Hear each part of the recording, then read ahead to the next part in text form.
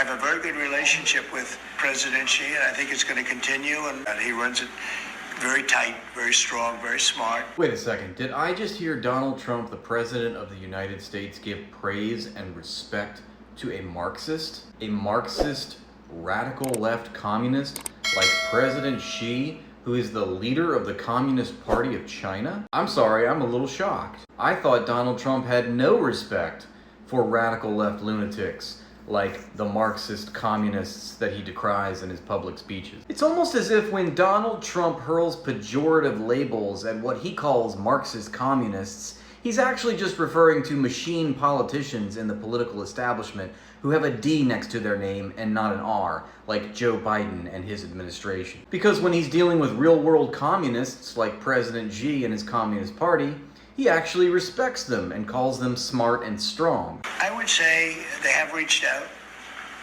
a number of times. Xi or they? Well, the same.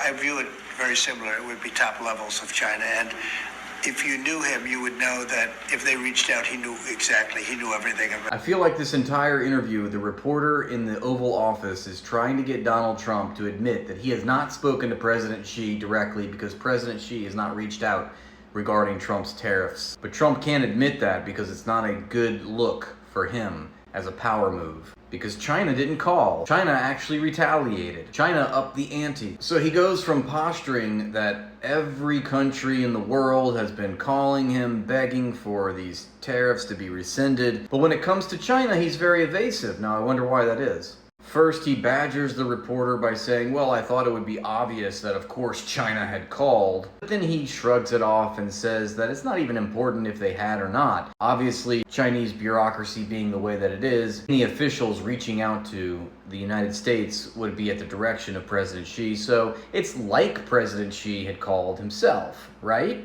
Right? All the time. We're talking. Have you want to talk directly to President Xi? I don't want to say that.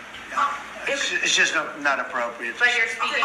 Sorry. Has he called you directly, President Xi, or reached out to try to facilitate a conversation? Well, you'd think it was pretty obvious that he has, but we will talk about that soon. It's not that important because honestly, we're going to have a deal. I believe we're going to have a deal with China.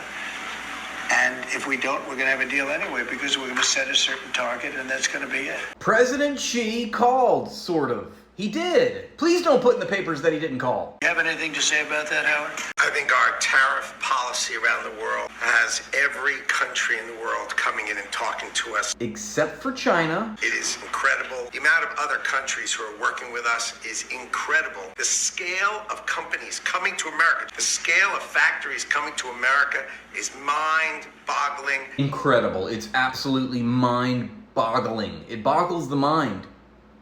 Mind you. There's never been anything like it. We have at least $7 trillion of new businesses coming in. And I will invent a number in my head right now. 7 trillion. Yes, 7 trillion in businesses have come back to the United States since my announcement, which is convenient because Trump also just lost $6 trillion in 2 days in the stock market. And he's lost 10 trillion since the first day of his presidency. So yes, 7 trillion has come back to the States. 7 trillion in businesses has returned home already in just a week. I don't think money can move that fast. Capital can't move that fast, unless it's being liquidated from the phony stock market, of course. Nixon ordered Cambodian genocide. Sent cruise missiles to Sudan, people died.